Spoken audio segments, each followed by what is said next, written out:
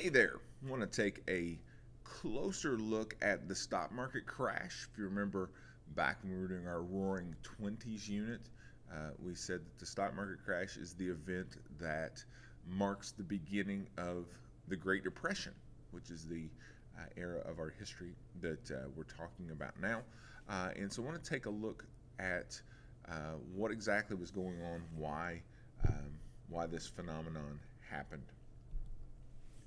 October 29th, 1929 is known as Black Tuesday.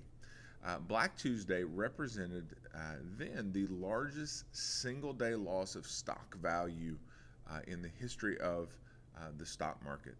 In that one day, the stock market is going to lose 25% of its value, or $30 billion are lost as people start to sell stock. Well, the problem had started earlier in the 1920s. People had gotten the impression that the stock market could only go up, which is a dangerous impression to have. Stocks go up and down at pretty regular intervals when you kind of step back and take the historical view of it.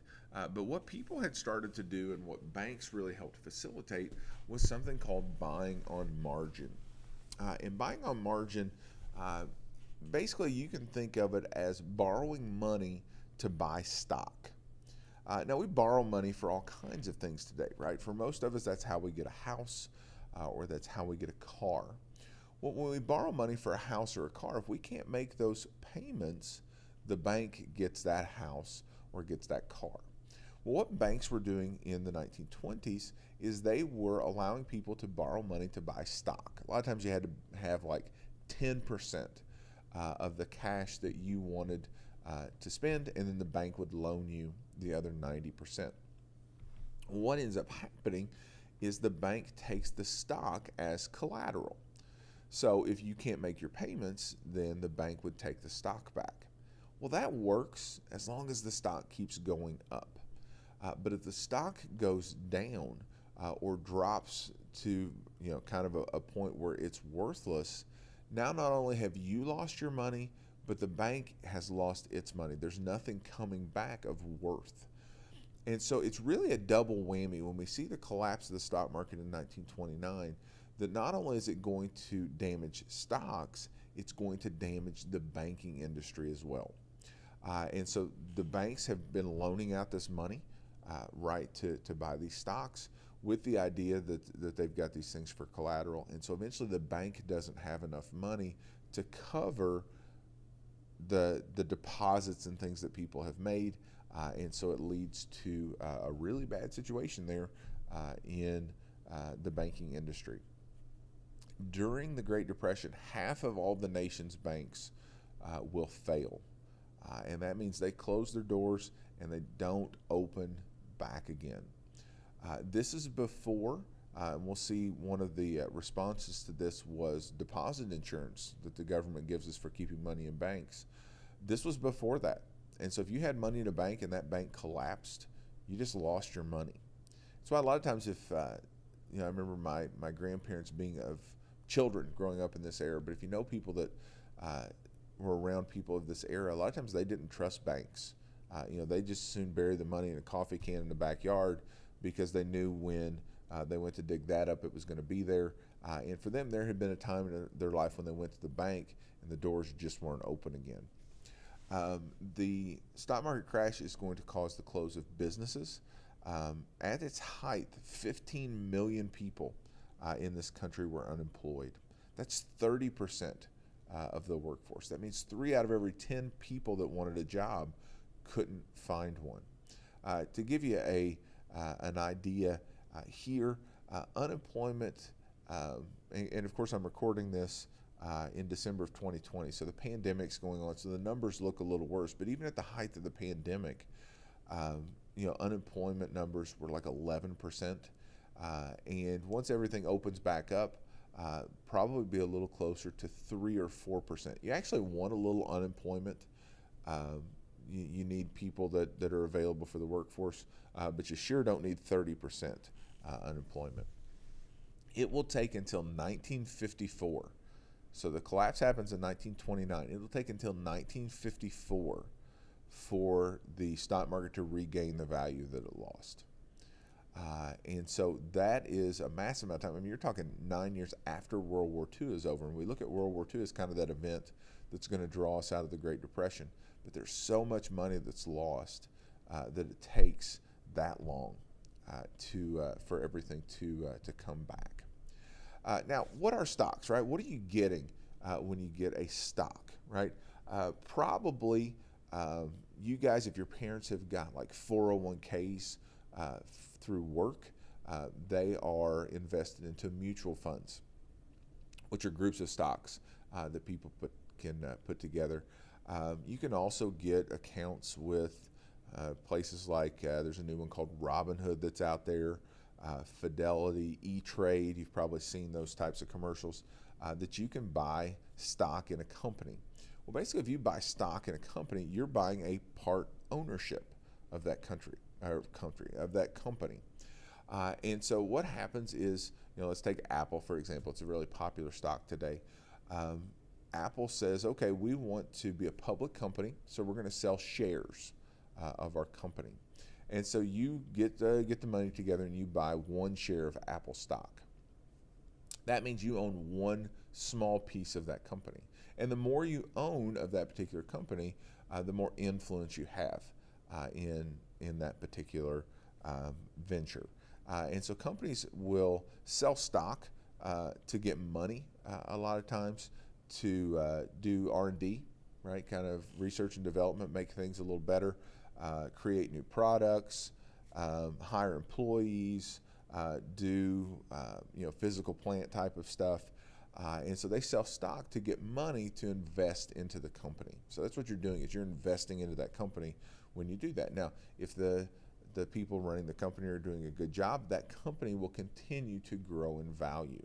And if it continues to grow in value, then you make money, which is what you want, right? If you go into the stock market, that's what obviously the end goal is of doing that buying stock thing. There are a couple of terms we see today when you think about it. Our stock exchange is run in New York City. It's called the New York Stock Exchange. You see this every once in a while. There's a famous little balcony overlooking a room. They'll ring a bell. Sometimes celebrities will show up and ring the bell to open the stock market. The stock market is open most days during the week. It closes for federal holidays and things like that. And there are different places where these stocks are bought and sold. There's the NASDAQ, which is a lot of times like tech stocks and things like that. But what we see there are estimates that are given to us on how the stock market's doing, right? We got the Dow Jones Industrial Average, which is kind of that, if you've ever watched like a business channel or a news channel, they'll have the numbers underneath of how, what the stock market is at, right? I think that we just passed 30,000 on the stock market. And basically, if that number's going up, that means that those stocks are growing in value during that day. It doesn't mean your individual stock is, but it means on average they're doing it. There's also the S&P 500, which is a group of 500 stocks that are doing the same thing. And so for a company to be included in those numbers is a compliment to the company. It's kind of a reflection on how good they're doing with kind of running their business. But those numbers are what guide us to tell us how the stock market ends up doing. There are two terms that we'll see that are used. One is a bear market. This bear is a statue that sits outside of the New York Stock Exchange. If my geeky side's about to come out here, if you've played the Spider-Man video game on the Sony PlayStation, if you swing by the New York Stock Exchange, they have an interesting take. That's all I'm going to tell you on this statue. So if you've got that game, you want to swing over. There is. It's not a bear that's there. I'll just say that. But a bear market. If somebody says we're in a bear market, it's the stock market has lost 20% of its value over a 2-month period. So that means stocks are kind of correcting themselves, and so it gets a little tight there, right? Those stocks are losing their value, so people are losing money. Um, and we have bear markets that happen every once in a while. There's also on the flip side what they call bull markets. And bull markets are when you have a rise in value of 20%. That means the stock market's growing really, really well. Now, obviously, bull markets are better for investors.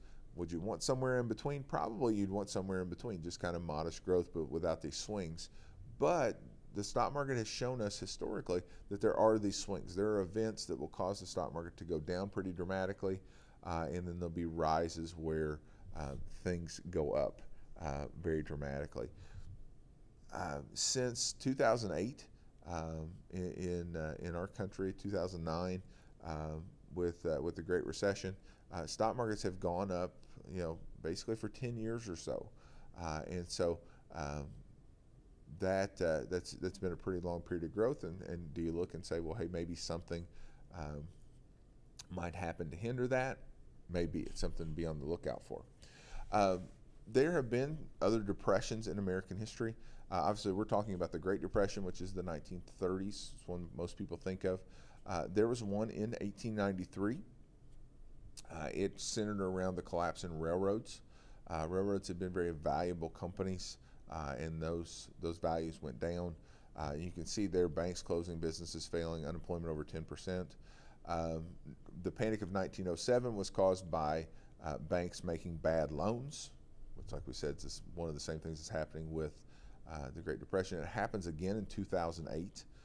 Banks were making loans on homes that the loans were bigger than what the homes were worth.